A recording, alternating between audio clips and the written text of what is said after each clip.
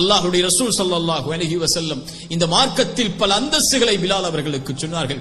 ஒரு முறை பிலாலை அழைத்து கேட்டார்கள், பிலாலை சொர்க்கம் எனக்கு காமிக்கப்பட்டது. சுப்ஹானல்லாஹ். அந்த சொர்க்கத்திலே எனக்கு முன்னால் நடந்து செல்லக்கூடிய ஒரு காலணி சப்தத்தை நான் கேட்டேன் பிலாலே. அது யாருடைய சப்தம் தெரியுமா பிலாலே? அது உம்முடைய சப்தம் தான்.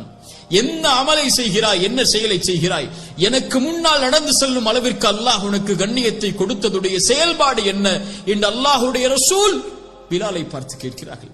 பிலால் ரலியல்லாஹு அன்ஹு சொன்னார்கள், யா ரசூல் அல்லாஹ், நான் எந்த ஒரு பெரிய அமலையும் செய்யவில்லை.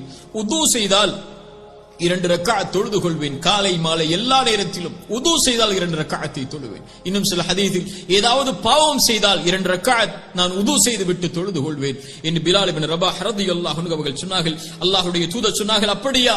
ஆம் பிலாலே, அந்த செயல்தான் என்றார்கள்.